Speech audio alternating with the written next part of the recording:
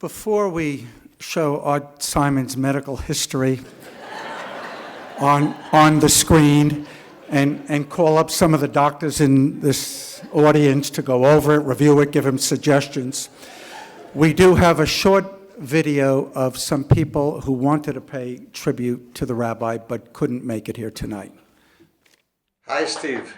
I send you congratulations and Mazal Tov on the tribute dinner that is being tendered in your honor. These greetings come to you from the conservative yeshiva at Yerushalayim, where I currently am. For all of the success that you have had in all of the elements of the rabbinate, what you have never lost sight of is that Torah is at the core of all of them. All of the programming, all of the things that you did were based on Torah, and for that you are well deserving of tremendous praise and tremendous honor. Steve visited us in our daughters' weddings, at least two of them. Once I can recall, Steve came for 24 hours to participate in the wedding, and we really appreciate and admire his dedication, his involvement, and his nice doing and nice manners in explaining and keeping good spirit always, love people, love the country, and love America. And we love you very much, Steve. My wife was suffering from breast cancer in 2004 and 5, and she passed away in 2006. And I remember one October Saturday morning, I was in my car. I was actually going to see my father, who was in an assisted living facility. And my phone rang while I was in my car, and this strange kind of number came up, and it was an international number, but who would be calling me internationally? And I picked up the phone, and it was Rabbi Lindemann calling me from the Wailing Wall in Israel, telling me that he had just put a prayer in the wall for my wife. That was October of 2005. She died 4 months later. That's true friendship. That's someone who really cares, someone who's passionate about what he does. That made a lasting impression on me. May I ask you some questions? Okay, the first thing is, what is your name? Mason. What's your full name? Mason? Ryder Lindemann. Mason Ryder Lindemann. And if I show you a picture, will you tell me who it is? Yeah. Who's this? Grumps. Grumps? Where does Grumps work? At the synagogue. At the synagogue. What does he do at the synagogue? He gives me chocolate. He gives you chocolate? When does he give you chocolate? It's Lindemann. When it's Bim Bam. Shabbat Shalom. Hey. Shabbat Shalom. Hey. Shabbat, Shabbat, Shabbat, Shabbat Shalom. And hey, Grumps. Congratulations, Steve Grumps. Congratulations, Steve Grumps. Congratulations, Steve Grumps. How do I follow that? By the way, he's the one with the driver's license problem. For those of you who have not attended a high holiday service in the last 5 years, or for those of you who haven't attended a Shabbat morning service, or any Jewish holiday service, or haven't attended a night in Nashville, or Divas on the Bima, or any of the other programs involved, let me introduce you to our Cantor Cone and her special guest. Thank you so much. It's my understanding that Rabbi Lindemann was in the restroom when we did Birkat Hamazon, so if we'd all just join with me, Chaverai Nivarech. I wouldn't want you to have to go home and do that tonight. Thank you so much. It's such an honor, and it's such an honor too through Rabbi Lindemann. One of the best things is getting to know his whole family, and I really consider Jane and Jeremy and Ben and Judah and Memi and Allie to be friends, and it's been a pleasure to get to know them. And I get to play music with Jeremy over here. We've gigged a couple times, we'll put the band back together for tonight. One of the things, Jeremy and I were talking actually when we rehearsed 5 minutes ago, that we love about you, and that he pointed out, and I couldn't agree with more, is that you take great pleasure and pride in having other people shine. Rabbi Peltz and I feel, anything we do that goes over, you just beam, and there's no ego, it's just pure pride, and we really do appreciate that, and I hope everyone in this room has felt that from Rabbi Lindemann. And so in that spirit, we thought we would do something that kind of is a kind of music that's kind of where we live, both of us, I think. It's 2 songs kind of smushed together. One of them is from my old Nashville days, and which I know Rabbi Lindemann's kind of music as well. It's a Bill Withers song. And the second song is a setting by Yonatan Razel, who's an Israeli songwriter, of Pirkei Avot's, the Pirkei Avot line, if I am not for myself, who am I? If I'm not for myself, who will be? If I am only for myself, who am I? And if not now, when? Which I think says a lot about all that Rabbi Lindemann does for this shul and for this community, and the greater Jewish community in the world, which we'll hear about a little later.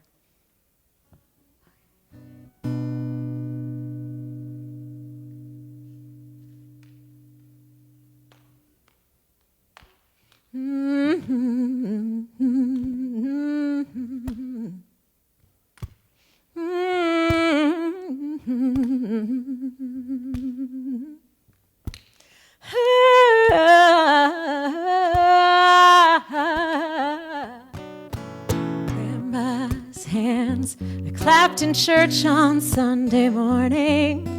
Grandma's hands played the tambourine so well. Grandma's hands used to issue out a warning. She'd say, Billy, don't you run so fast. You might fall on a piece of glass. There might be snakes in that grass. Grandma's hands. Grandma's hands used to hand me a piece of candy. Grandma's hands lift me up each time I fell. Grandma's hands, boy, they really came in handy. She'd say, Maddie, don't you whip that boy. What you wanna spank him for? He didn't drop no apple core, but I don't have Grandma anymore. When I get to heaven, I'll look for Grandma's head.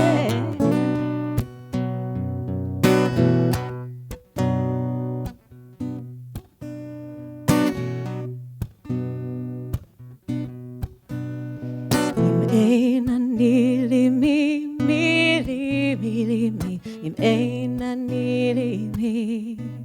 Im eina nili mi, mili, mili, mi. Im eina nili mi. Shani lets me money, money, money, money.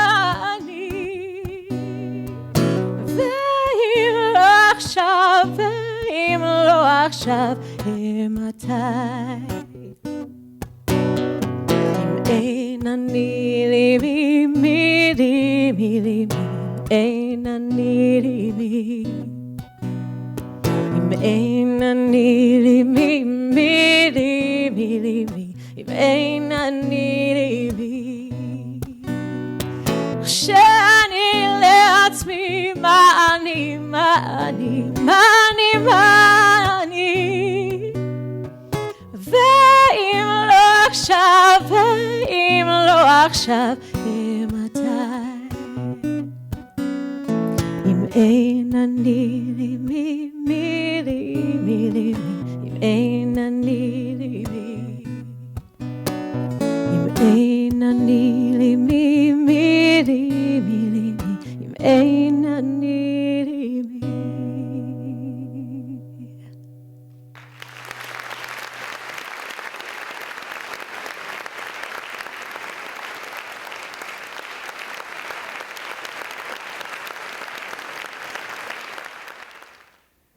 Thank you, Canacone. Thank you, Jeremy. It seems that every program that we do here at TBS is enhanced when Cantacone is on the beamer.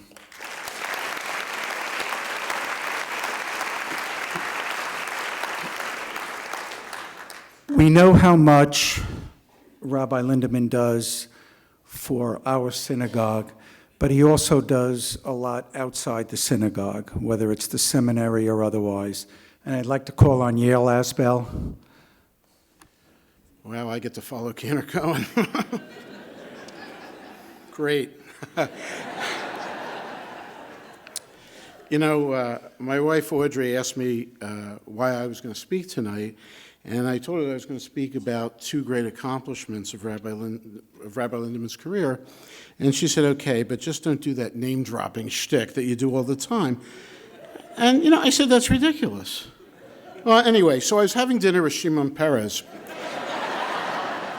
here at TBS, and I said, Shimon, you know, do you notice all these South Americans that were here tonight? He said, yeah. So I go, well, let me tell you about that. It says, it comes to pass that our rabbi, channeling his inner Jack Kerouac, had taken a 3-day trip to Argentina. And in Buenos Aires, there had been a terrible economic crisis. Many of the lives of many of the Jews in that country had been destroyed. And I don't mean like their 401ks went down. I mean that homes were taken away from them, jobs were taken away from them, that lives were destroyed. Rabbi Lindemann visited a Jewish day school in Buenos Aires that had cut tuition and salaries by 75% just to keep their doors open. The situation was there exactly as people in Argentina called it, the crisis. Back here from the pulpit, Rabbi Lindemann described all that he had witnessed. He was someone who really believed in the global Jewish community, someone who cares about our people wherever they may be found. South America, Eastern Europe, Israel, you name it.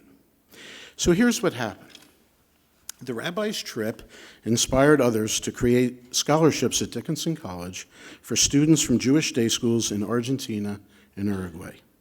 Almost 50 students have received a college education, all directly related to the fact that Rabbi Lindemann cares about our brethren far away.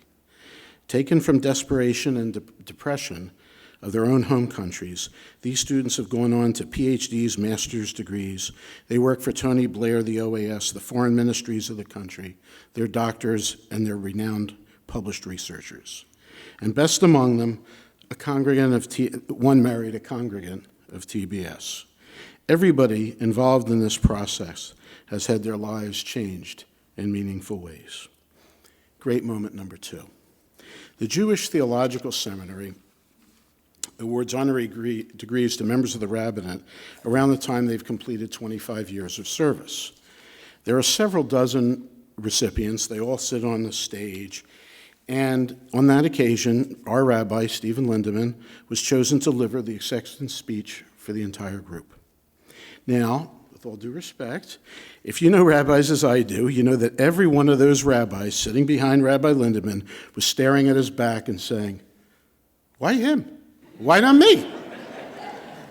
Now, Rabbi Lindemann began his sermon with the same question. The talk was classic Stephen Lindemann, acknowledging everybody else, giving credit to everyone else, while receiving a well-deserved honor. I've heard scores of Rabbi Lindemann's sermons, and this was the best I've ever heard. And yes, Audrey, it's true that the chancellor of the seminary followed me around, begging me for my opinion on the talk, and I let him know that no one could have done it better. These are two events in the life of Rabbi Stephen Lindemann where he really shined. When asked to speak about these events, I thought that these were really two great highlights of his career thus far. But I was wrong. In the private moments when no recordings are made, where no dignitaries are there for me to rub elbows with, Rabbi Lindemann has been there for all of us, with a visit, an attentive ear, a word of Torah, a raucous laugh when needed. I cherish those private moments, just like I know there are people in this room, at the seminary, Jews around the world, people most of us we've never met, who cherish the opportunities that they've had because of Rabbi Stephen Lindemann.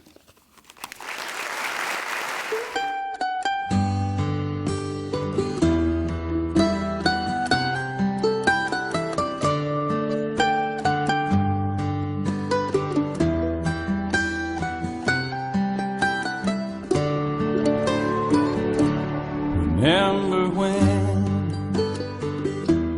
I was young, and so were you, and time stood still, and love was all we knew. You were the first, so was I, who made love and then you cried. Remember when?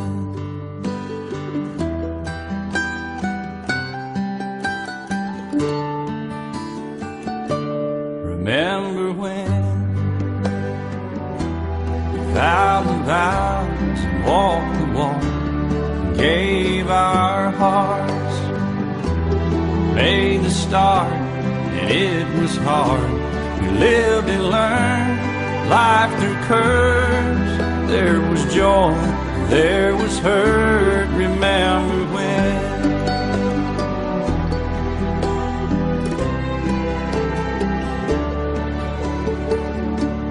Remember when old ones died and new were born, and life was changed, disassembled, rearranged. We came together, fell apart, and broke each other's hearts. Remember when?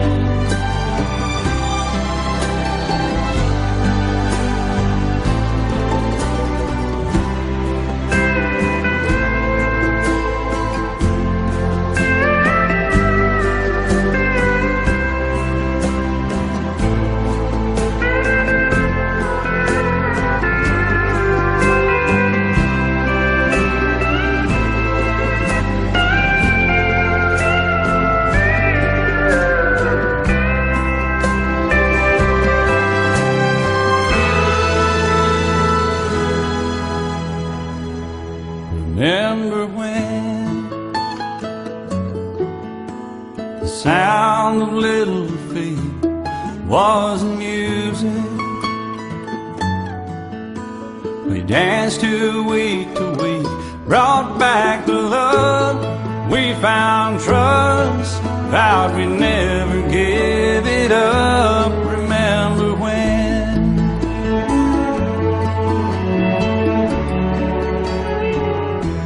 Remember when 30 seems so old now, looking back.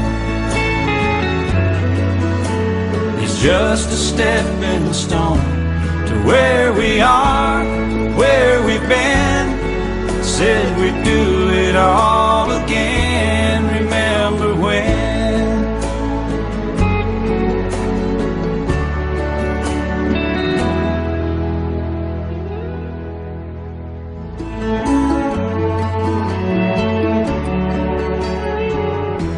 Remember when 30 seems so old now, looking back.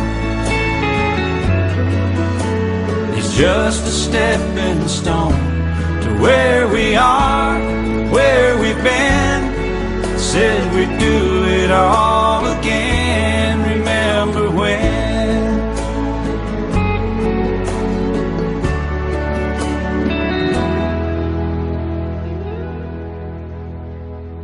Remember when we said when we turn gray, when the children grow up and move away, we won't be sad, we'll be glad for all the life we've had. And we'll remember when.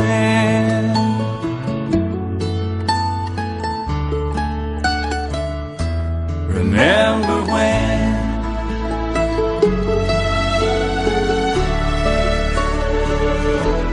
Remember when? time to hear from the family.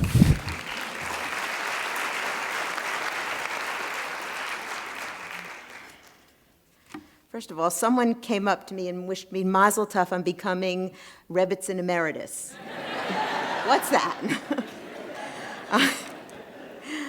Truly, I am overwhelmed by all of this evening, and I just thank you all so much for your love and for this outpouring of love for Stephen.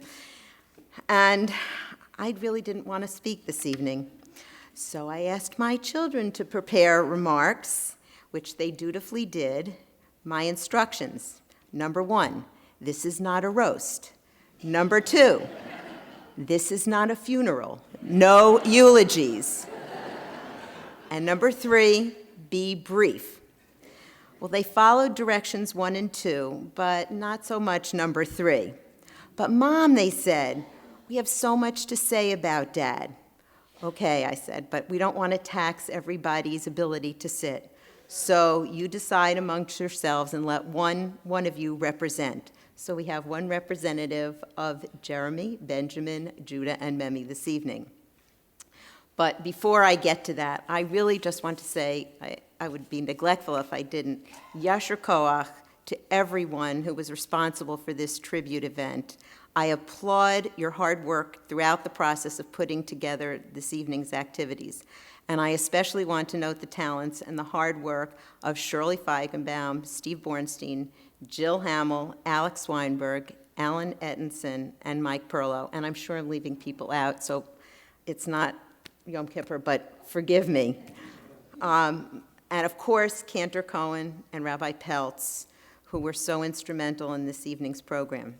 And to all of you, thank you for coming tonight and for being part of this celebration. Stephen, we are so happy that TBS decided to honor you. From Jeremy, Allie, Ben, Eve, Judah, Memi, Mason, and now Elijah, and me, thank you for being our dad, our Grumps, our Stephen, you. We love you. And now, I'd like to ask Ben to come and give some remarks.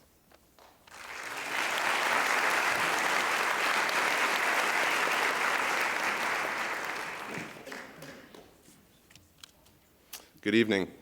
I'm also overwhelmed. Before I share a story about my dad with all of you, I just want to say that it's really a pleasure to be here. It's rare these days that our family is able to get together, and I actually didn't know that this many members of our extended family would be here. I had no idea. Just to be with them on any occasion is wonderful, but to be with them for this event honoring my father is very special. So to everybody who had a hand in making tonight's event possible, I personally want to say thank you. I'm sure we're all familiar with the term nachas. Nachas usually refers to how parents and grandparents get a lot of pride and satisfaction out of what their kids do. And I would say as a family, we get a lot of nachas out of what my dad does, but we get more than just nachas. And I want to share a story that speaks to this. When I was 16 years old, I was very fortunate to spend the first semester of my junior year studying at Alexander Muss High School in Israel. And when my dad came to visit me towards the end of that semester, he took me on a trip to Jordan. After a long day of touring and sightseeing in Amman, and if anybody here has traveled with my dad, you know that there's no such thing as a short day of touring and sightseeing. Yeah, I see that some of you have traveled with him. You know what I'm talking about. But I mean it in the best way. He tries to pack in as much as humanly possible into every travel experience, but I digress. Back to Jordan. So as we left Amman, we headed south with a tour guide and a driver in a small compact car. The next day's itinerary included a visit to Petra. That's the city that was carved into the side of mountains, made famous by the Indiana Jones and the Last Crusade movie. And I was very excited to see Petra, but exhausted. So as we drove into the mountains east of the Dead Sea, I faded off to sleep. I vividly recall being disoriented and very tired when my dad woke me up. It was dark out. We were still sitting in the back of that small compact car. And I remember him telling me that he wanted me to see something, but we would have to get out of the car to see it. So I got up, we got out of the car. I remember that though there were stars out, it was very dark because there was no artificial light in the area, and I could tell we were still in the mountains. And just as I began to get my bearings, he pulled out a small flashlight and pointed it at the ground and said, "Okay, follow me." And we began to hike, leaving the tour guide and the driver to watch the car. We didn't hike for very long, maybe 5 minutes or so until we came to a point like an overlook of sorts, a plateau. And I remember we could see the lights of cities and towns way off in the distance. It was beautiful. At that point, he handed me the flashlight. He said, "Here, hold this."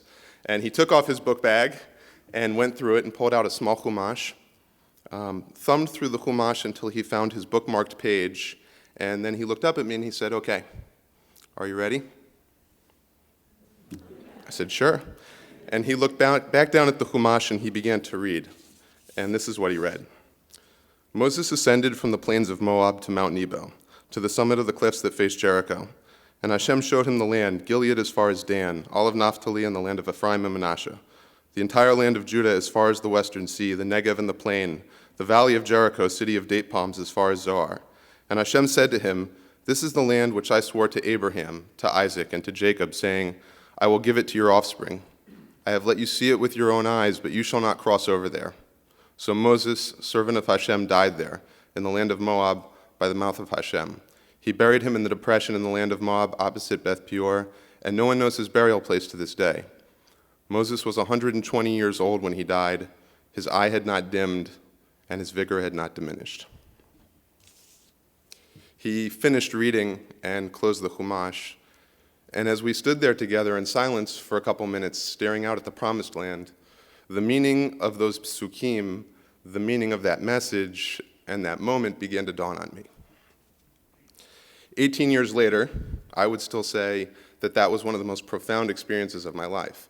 And in many ways, it captures the essence of who my dad is. He's somebody who looks to the Torah and to Judaism for meaning, for wisdom, and for inspiration.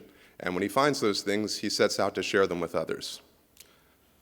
How does a father tell his 16-year-old son that even the greatest leaders cannot achieve it all by themselves?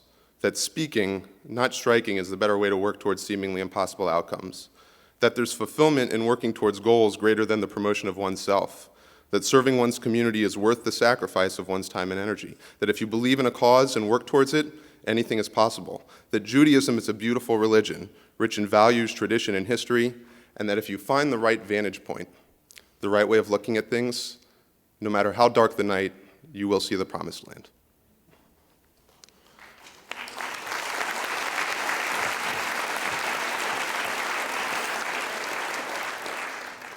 That's just one story that makes me think about my dad's gift of being able to enrich the lives of those around him. And just as I know, just as I know, as is clearly evident from tonight's event, that this community feels very fortunate to have him, he would tell you that he's extremely fortunate to be a part of this community. So thank you, Dad, for being you. We love you. And thank you, TBS, for all that you do and for taking the time tonight to honor my father.